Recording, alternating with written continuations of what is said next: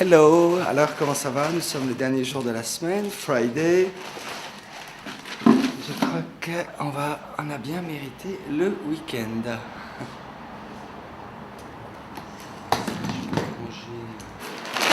Parlant de design, c'est un... Bon, ma nièce a 2 ans et demi. Une espèce de dinette, voilà, où elle peut prendre les éléments, elle a le verre, etc. Qu'est-ce que ça a de particulier? Moi, je pense que ça a de particulier, c'est... on constate que quand on fait manger un gamin, il est constamment distrait, il n'a pas envie de bouffer, il est distrait par tout ce qui se passe à côté. Son père qui regarde la télé, sa mère qui essaye de parler à sa copine. Et on se rend compte que si l'assiette, le couteau, le verre et la fourchette deviennent ludiques, le gamin mange avec plaisir. Donc je crois que l'idée c'est de mettre du ludisme dans l'acte de manger. Souvent il y a des sourires ou même au téléphone on entend les anges urbains. Ah bon, vous êtes un ange, mais où est-ce que sont vos ailes? Sur les tasses de café. Sur les tasses de café. On se rend compte que c'est excessivement difficile de provoquer une rencontre, de provoquer un échange avec des gens qu'on ne connaît pas forcément, qu'on voit pour la première fois. Et le fait d'avoir un nom poétique permet d'engager voilà, une première conversation, une première discussion, un premier échange. C'est la base du design. En anglais, design, ça veut dire concevoir. Pour concevoir, il faut avant tout se parler, discuter, échanger. Et donc, si le nom de son entreprise est déjà propice à l'échange, c'est déjà la première phase de gagner. Vous voyez, il ne démarre pas au milieu, en fait. Et là, je vais dans le sens là. J'ai comme, vous voyez, peut-être un saut, c'est-à-dire que j'ai une vignette de plus. Ah, donc ça, ce serait vraiment en animation? Ouais.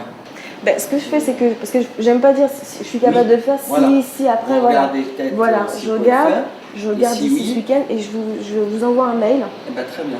Et, alors dans mon parcours, j'ai commencé au début de ma carrière dans des grandes entreprises, notamment chez Renault et à la SAGEM.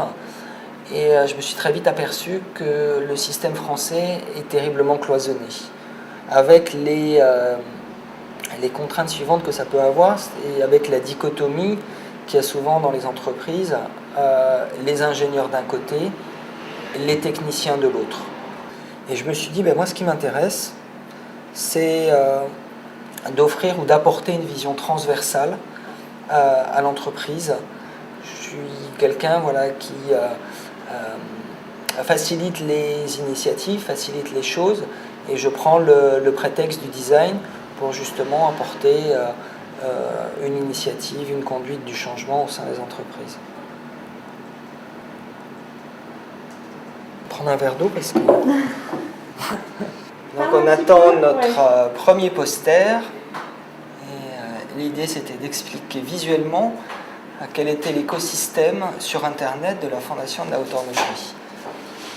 Ça va être pas mal. C'est bien. C'est chouette, hein? Ah ouais, super.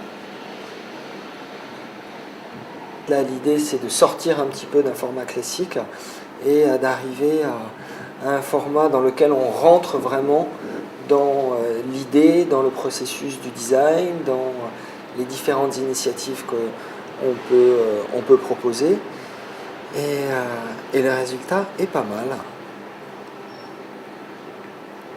Voilà, donc là, ce poster va être présenté à Genève lundi prochain. On va avoir 4 personnes autour de la table. Les gens n'osent pas trop donner leur avis, sachant qu'il peut y avoir leur supérieur hiérarchique assis à côté d'eux lors de la réunion.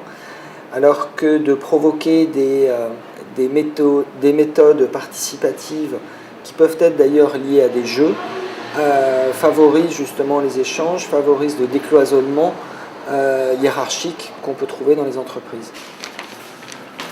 C'est aussi provoquer la surprise, sachant que le client ne s'attend pas du tout à avoir ce genre de restitution, alors que le client s'attend à avoir une présentation classique en PowerPoint. On lui amène un poster de 1 mètre sur 1 mètre 20. Ça fait partie d'un terreau qui est, je dirais, favorable et propice aux nouvelles discussions et à l'innovation. Voilà.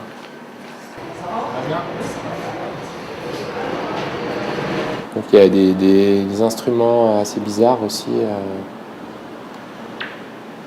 qui font...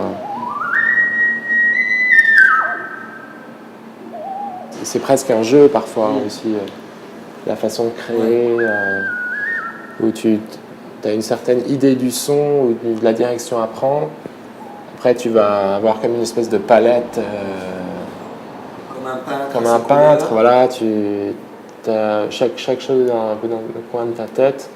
Du coup tu vas prendre un peu de ça, essayer ça, ou transformer ça, etc. Faire une espèce de collage comme ça. Ça s'apparente pas mal au collage en fait. Je crois que c'est important aussi de réfléchir, de se dire que voilà, on n'est pas juste là pour faire de l'argent ou juste être beaucoup plus rentable, mais on est là avant tout voilà, pour faire passer un message, pour faire changer les choses. Et je crois d'avoir cette part éthique dans l'entreprise, c'est fondamental. Et je crois que ça rejoint ce que vous dites avec ce côté pointu aussi, de réfléchir et de se dire mais ok, mais finalement à quoi bon bosser autant si c'est juste pour consommer plus ou s'enrichir de manière juste je dirais matérielle.